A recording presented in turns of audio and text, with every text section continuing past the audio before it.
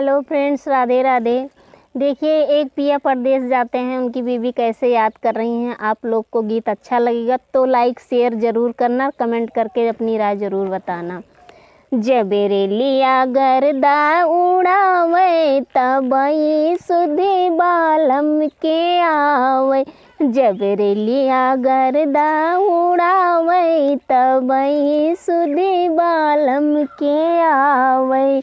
चारी महीना गर्मी के दिनवा, चारी महीना गर्मी के दिनवा।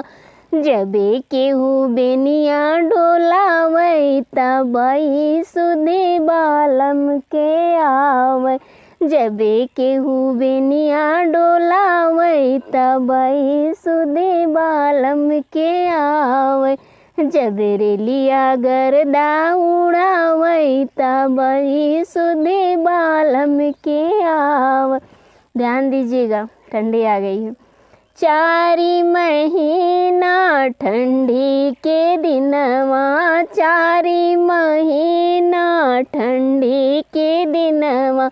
जब केहू रजैया ओढ़ावे तबई सुधी बालम के आवे। जब केहू